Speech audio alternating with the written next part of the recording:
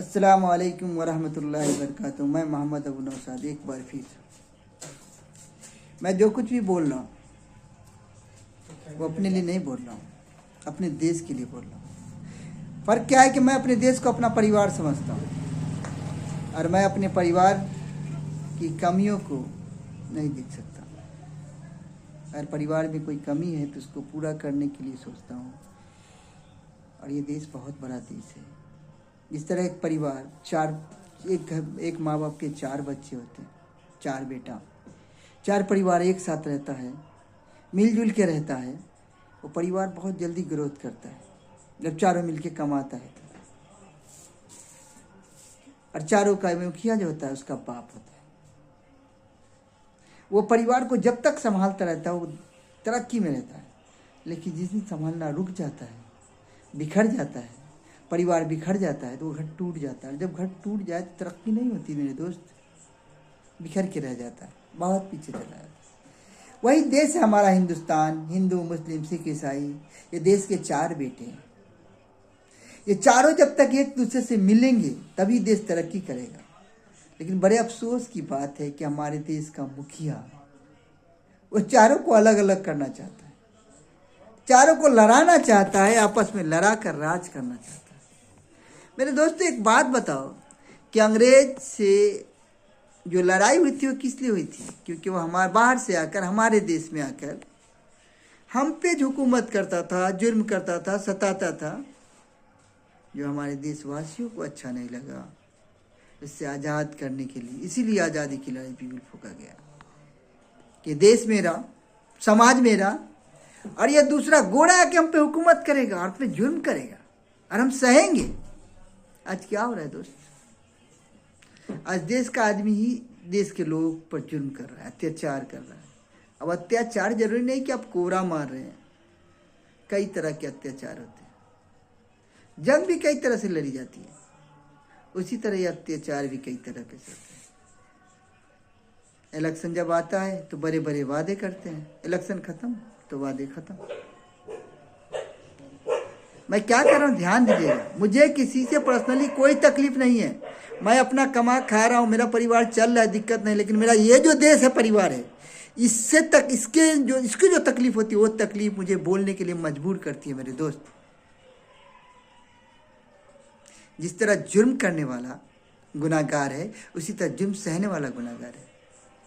मुझे पर्सनली किसी से कोई दुश्मनी नहीं है, दुश्मनी है तो नीतियों से है, उनके चलने से, फिरने से, उठने से, बैठने से नहीं, वो जो कार्य कर रहे हैं उससे, उसके कार्य करने के अंदाज से। देश हित में अगर काम करे तो बहुत खुशी होगी, लेकिन देश हित में काम ना हो तो बहुत बुरा लगता है। एक बात बताइए, 140 करोड़ की आबादी वाले देश में 4-5 उद्योगपति इस देश की पूरी इकोनॉमिक को बिगाड़ के रख दिया है। गरीब और गरीब होते जा रहा है, अमीर और अमीर होते जा रहा है। सरकार उन अमीरों के आगे पीछे कर रही है, लेकिन गरीब जनता की कोई फिक्र नहीं। वोट हम देते हैं, जीते हमसे, मरते हमसे, और हुकूमत उनकी, गुलामी उनकी करते हैं। क्यों? एक बात बताओ मेरे दोस्त, मेरी पर्सनली दुश्मनी क्यों होगी किसी से? अब मैं किसी को पर्सनली क्यों बोलूँगा? मेरा क्या बिगाड़ा है? लेकिन जब मेरे देश के लोगों का बिगाड़ा तो मेरा भी बिगाड़ा, आपका भी बिगाड़ा। आप ही बताओ, आपको डर लगता है कमेंट करने में, क्योंकि आप सोचते हैं कि मैं लिखूंगा कि पुलिस के खिलाफ बोला। मैं पुलिस के खिलाफ नहीं बोल रहा हूँ, ना मैं पुलिस के खिलाफ बोल रहा हूँ, ना सीएम के खिलाफ, ना पीएम के खिलाफ, उनकी नीतियों के खिलाफ बोल रहा हूँ। उनकी नीतियों से मेरी लड़ाई है। गलत करने वाला चाहे कोई भी हो, उसको गलत कहो, गलत करने वाले को रोको। आपकी क्षमता नहीं तो अंदर से गलत, अपने दिल में गलत समझो। अगर आप गलत नहीं समझें, गलत करने वाले को मना नहीं करेंगे, तो जितना गुनाहगार वो गलत करने वाला, उतने गुनाहगार आप सहने वाले हैं। आप कहीं पे गलत हो रहा है, तमाशा देखते हैं, चले जाते हैं, आप सोचते हैं मैं होशियार हूँ, तो गलत है, आप भी गुनाहगार हैं, क्योंकि आपने गलत होते देखा और जबान बंद रखा। इसलिए गलत को गलत कहे और सही को सही कहे, ये आदत डाल ले मेरे दोस्त। आपके परिवार को लिए, आपके बच्चों के लिए अच्छा होगा। वरना बच्चे भी कहेंगे कि मेरा बाप तो इसी जुर्म सहते सहते ख़त्म हो गया, हम क्या करें? तो हमारी नस्ल क्या हो जाएगी? गूंगी, बहरी, लंगड़ी पैदा होगी। हाथ पैर होगा लेकिन बोलने की क्षमता नहीं होगी, लड़ने की क्षमता नहीं होगी। देश हमारा फिर कोई गुलाम बना के ले जाएगा। आज नहीं लगता है कि आप गुलाम होगा तो कोई आज़ाद करा लेगा। क्यों? क्योंकि हमारे देश के लोग अंग्रेज की चाल पे चल रहे हैं, आपस में लोगों को लड़ा रहे हैं, जात पात का खेल कर रहे हैं। आपको क्या खाना है, आपको क्या पहनना है, आपको किसकी पूजा करना है, किसके बाद का, ये फैसला आप कौन कर सकते हैं? रोज एक नई कहानी, रोज एक नई कथा, रोज एक लिफाफे सुनने को मिलते हैं। क्यों मेरे दोस्त? हम क्यों तमाशा देख रहे हैं? हमारे पूर्वजों ने जो कुर्बानी दी थी इसी दिन के लिए, 18 से लेके 50-70 साल तक के लोग इस देश के लिए कुर्बान हो गए, खुद को मिटा दिया अपने लिए, अपने देश के लिए, अपने आने वाले भविष्य के लिए, अपने बच्चों के लिए। और हम क्या करें? फ्री में मिली आज़ादी तो कोल्हू के बैल बन के जी रहे हैं और बोल रहे बच्चे भी तो इसी करेंगे। क्या फिर से गुलाम बनाएंगे देश को? मैं किसी के खिलाफ नहीं बोल रहा हूँ, लेकिन उनकी नीतियों के खिलाफ बोल रहा हूँ कि उनकी नीतियाँ गलत है। और जितना गुनाहगार वो है उतने गुनाहगार हम हैं, क्योंकि हम चुनते भी ऐसे ही लोगों को बार बार। क्यों नहीं आवाज उठाते कि पंचायत चलाने के लिए, एक स्कूल चलाने के लिए चपरासी जो झाड़ू लगाता है उसको सनद चाहिए, मैट्रिक पास होना चाहिए, उस पर कोई क्लेम नहीं होना चाहिए, उसका कैरेक्टर सर्टिफिकेट देखते हैं। और जब कोई देश चलाने की बात, स्टेट चलाने की, तो उसका कैरेक्टर सर्टिफिकेट क्यों नहीं देखते? उसका एजुकेशन क्यों नहीं देखते? एक आईएएस जाहिल की गुलामी करवाता है, उसके अंडर में दे देता है एक कलेक्टर को, और उसकी बात को मानना पड़ता है। ये कितने शर्म की बात है।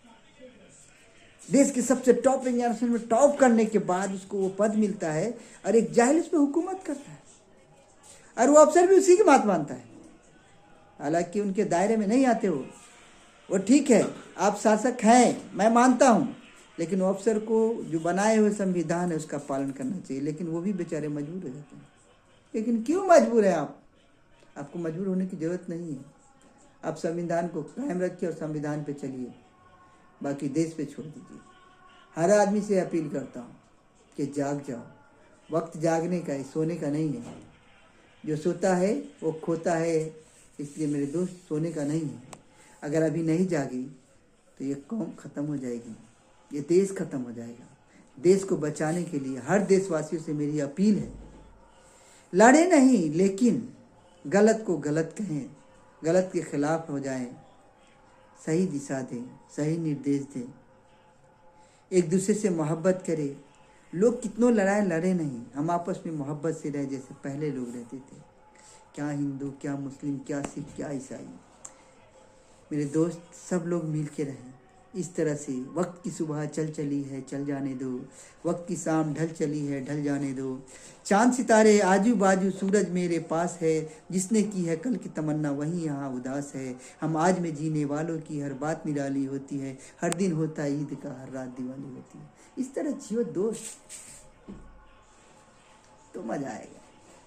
जब हम देश एक दूसरे से गले मिल के जिएंगे, साथ टकेंगे, साथ मिलके चलेंगे, साथ मिलके रहेंगे, किसी की बातों में नहीं आएंगे, तो देश का जैसा भी नेता हमारा कुछ नहीं कर सकता, कुछ बिगाड़ नहीं सकता, और हमारे देश का भी कोई कुछ नहीं बिगाड़ सकता।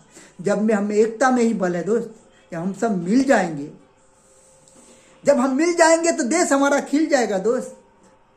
अब एक दूसरे से मिल के चले, एक दूसरे के बहकावे में ना आए, गलत को गलत कहें, सही को सही कहें।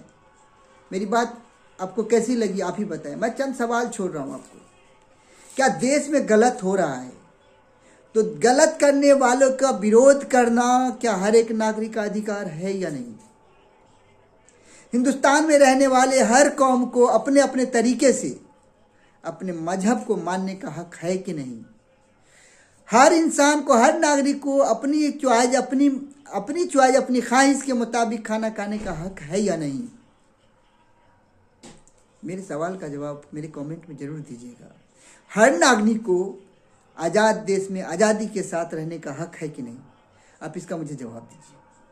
फिर कल मिलूंगा इंशाल्लाह, लेकिन इसका जवाब जरूर दीजिएगा, ना बेसंकोच दीजिए। जैसा भी आपको लगता है आपके दिल में सोच समझ के देना कि मैं जो बोल रहा हूँ गलत बोल रहा हूँ या सही बोल रहा हूँ। और हमारे देश की तरक्की कब होगी? जब हम एक होंगे तब, या बिखर के टूट के बिखर जाएंगे तब? मेरे सवाल का जवाब जरूर देना मेरे दोस्त। मैं फिर कल मिलूंगा इसी वक्त। इसी के साथ मैं अपनी बात ख़त्म कर रहा हूँ। अल्लाह हाफिज़।